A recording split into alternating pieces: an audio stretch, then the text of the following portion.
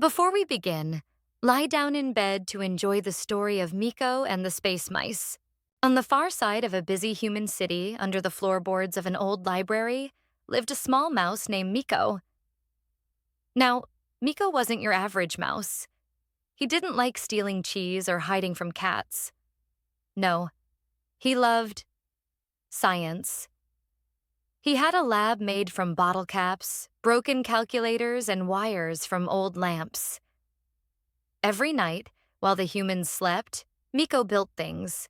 Tiny engines, blinking buttons, and gadgets that hummed and sparked.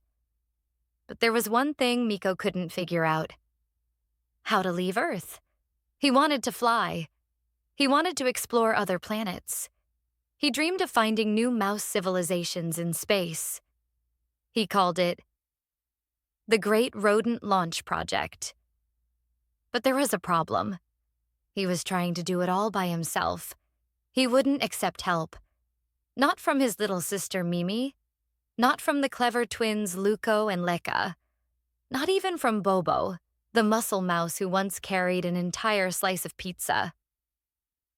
"Teamwork just slows me down," Mico always said. "I work faster alone."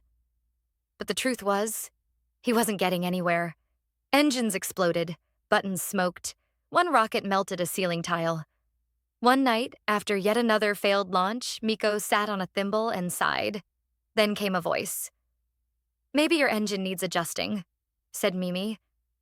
"And your power cables are tangled," said Luco. "And your booster needs balance," said Leka. Mico blinked.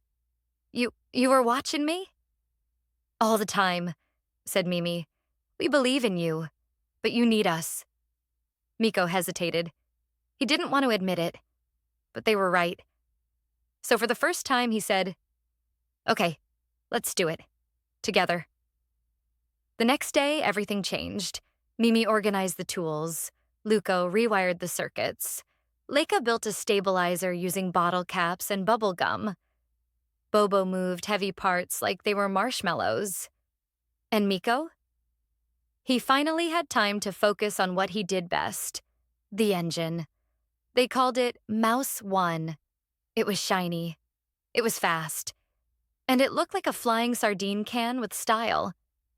The entire mouse colony came to watch the launch. 3, 2, 1. Boom! Mouse-1 blasted through the hole in the ceiling, up the laundry chute, through the attic window, and into the stars. In space, they saw wonders: cheese-shaped asteroids, a planet made entirely of popcorn, and best of all, a floating colony of space mice. The space mice welcomed them: tiny helmets, jetpacks, laser-cut cheese sticks. "You've come far," said the space captain. "But tell us, how did you get here?" Mico looked at his team and smiled. "We built this ship, together." The space mice clapped. They threw a feast, and named Mico and his friends the ambassadors of Earth Rodents United. When they finally returned to the old library, something had changed. No one called it Mico's lab anymore. It was now the United Mouse Space Lab, and a sign on the wall read, "One mouse can dream, but a team of mice can fly." If you are still awake, tell me what you learned from the story, and if you are asleep, then have sweet dreams, my sweetheart.